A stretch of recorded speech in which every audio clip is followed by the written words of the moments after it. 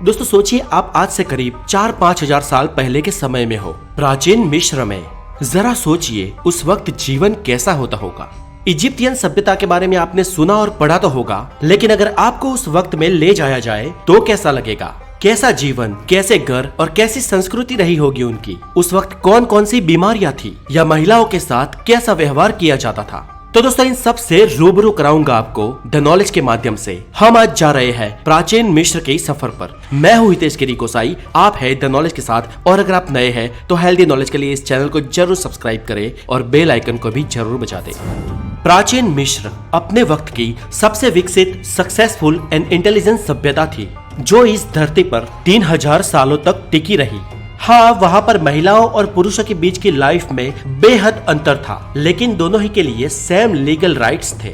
उस वक्त पूरी दुनिया से विपरीत मिस्र की महिलाएं जमीन और प्रॉपर्टी भी खरीद सकती थी, अपनी वसीयत भी बनवा सकती थी, वह बाहर काम करने भी जा सकती थी, अपने पति को तलाक भी दे सकती थी और फिर से शादी भी कर सकती थी। ये सब वहाँ की औरतों के कानूनन हक माने जाते थे।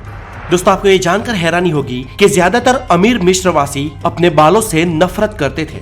वो लोग अपने बालों को अनहाइजेनिक मानते थे और बार बार शेव करते थे। आप जो उनके फोटोज में बाल देखते हो वो भी वास्तव में असली नहीं है और वो लोग बड़ी टोपी की तरह विग को पहनते थे। लेकिन मिस्रवासी मेकअप करने के बहुत ही शौकीन थे और करीब हर इंसान, चाहे वो मर्द हो या औरत हो, वो सुरमा का उपयोग जरूर करते थे। और दोस्तों ये बात तो आपने पढ़ी होगी कि प्राचीन मिस्र के फेराओं के साथ उनके नौकरों को भी दफनाया जाता था। जी हाँ, वहाँ के राजाओं के मरने के बाद उनके आभूषण, उनकी बेशकीमती चीजें, उनके वस्त्र और उनके नौकरों को भी उनके साथ जिंदा दफना दिया जाता था, क्योंकि वे लोग मानते थे कि राजा को अगला जन्म मिलेगा और उस वक्त उन्हें ये सब चीजें चाहिए होगी। दोस्तों प्राचीन मिस्रवासियों के नाम पे बहुत सारे रिकॉर्ड्स हैं, जिनमें से एक रिकॉर्ड ये भी है कि दुनिया में पहली वर्कर स्ट्राइक मिस्र में हुई थी। जी हाँ दोस्तों, ईसा पूर्व करीब 11 सदी पहले, यानी आज से करीब 3000 साल पहले, इजिप्टियन कामदार पूरा वेतन न मिलने के कारण स्ट्राइक पे उतर गए थे। इसके अलावा दुनिया का सबसे पहला शांति समझौता भी प्राचीन मिस्र के नाम ही है।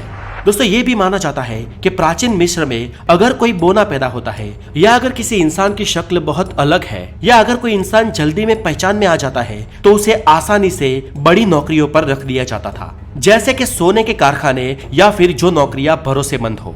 क्योंकि दोस्तों अलग दिखने वाले लोग सरलता से पहचान में आ जाते हैं और पकड़े जा सकते हैं।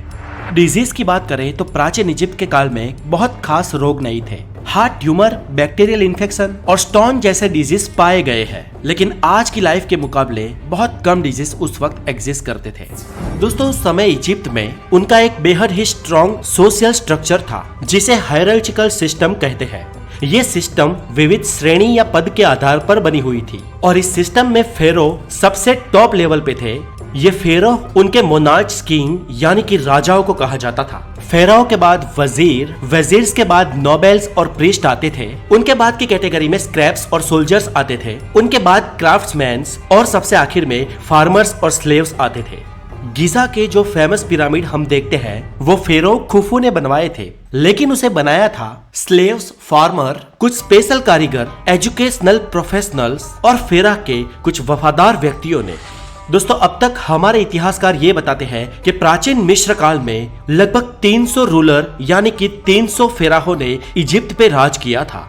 और जरूरी नहीं था कि ये फेरो सिर्फ पुरुष ही हो या इजिप्ट के ही हो, लेकिन उस वक्त की मान्यता के अनुसार फेरो वो होने चाहिए थे जिनका ईश्वर और लोगों के साथ सीधा संबंध हो।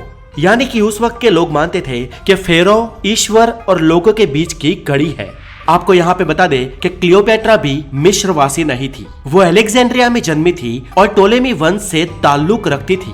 अगर आप प्राचीन मिस्र में होगे तो आप देखोगे कि वहाँ पर मिट्टी की ईंटों के घर बने होंगे जिसमें पत्थर की नक्काशियां की गई होगी। अगर आप इजिप्ट में फेरो या उसके खानदान के किसी सदस्य के रूप में रहते होगे तो आपको हर वो सुख सुविधा मिलेगी जिसकी आप कल्पना भी नहीं कर सकते। आप अपनी मर्जी से जी सकते हैं और जो चाहे हुक्म चला सकते हैं।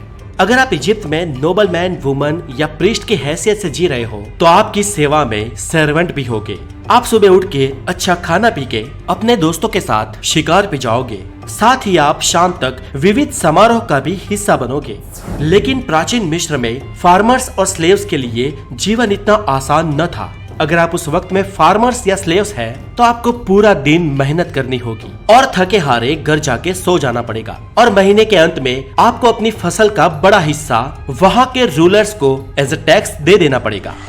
दोस्तों सोचो, अगर आपको टाइम ट्रैवल करके उस जगह पे जाने का मौका मिले तो आप उनकी सोशल सिस्टम में से किस पद पर विराजमान होना पसंद करेंगे? हमें कमेंट करके जरूर बताएं। और अगर आप भारत के इतिहास मोहेंजोदड़ो या हड़प्पा पे वीडियो चाहते हैं तो हमें कमेंट में लिखिए मोहेंजोदड़ो और आपके लिए हम उसके ऊपर वीडियो लेके आएंगे। अपना बहुत सारा ध्यान रखें और अगर आप नए हैं तो हेल्दी नॉलेज के लिए द नॉलेज को जरूर सब्सक्राइब करें। Have a good day, take care.